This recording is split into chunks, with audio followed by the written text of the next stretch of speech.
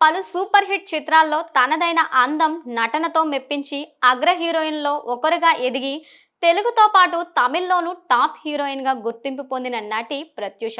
తెలంగాణలో భువనగిరికి చెందిన ఈమె చిన్న వయసులోనే సినీ రంగంలోకి అడుగుపెట్టింది. ఈ భామ ఒక టీవీ రియాలిటీ షోలో పాల్గొని శ్రీమతి లవ్లీ స్మైల్ బిరుదుని గెలుచుకొని ప్రేక్షకుల్లో గుర్తింపు తెచ్చుకుంది.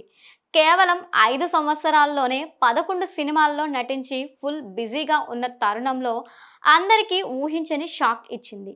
ఆమె డెత్ మిస్టరీ ఇప్పటికీ చర్చకు దారి తీస్తూనే ఉంటుంది. 2002లో ప్రత్యూష ఆత్మహత్య వ్యవహారం ఇండస్ట్రీలో సంచలనం సృష్టించింది. మరణ సమయంలో ఆమె వయసు 22 సంవత్సరాలు మాత్రమే.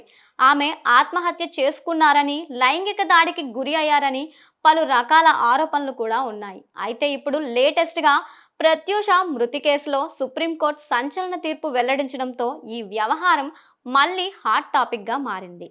ప్రత్యూష మృతి కేసులో హైకోర్టు విధించిన జైలు శిక్షను సవాల్ చేస్తూ నిందితుడు గుడిపల్లి సిద్ధార్థ్ రెడ్డి సుప్రీంకోర్టును ఆశ్రయించారు.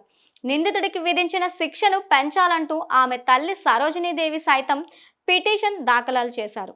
ఈ క్రమంలోనే వీరిద్దరి అప్పీలపై జస్టిస్ రాజశేఖర్ బిందల్, జస్టిస్ మనోహన్లతో కూడిన ధర్మాసనం విచారణ చేపట్టింది.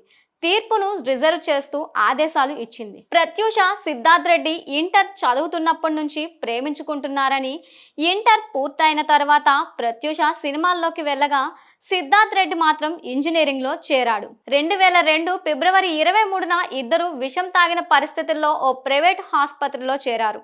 ప్రత్యూష 24న చనిపోగా చికిత్స అనంతరం మార్చి 9న సిద్ధార్థ్ రెడ్డి డిశ్చార్జ్ అయ్యారు. అయితే కూల్ డ్రింక్ లో పురుగుల మందు కలిపి తాగినట్లు పరీక్షల్లో గుర్తించారు.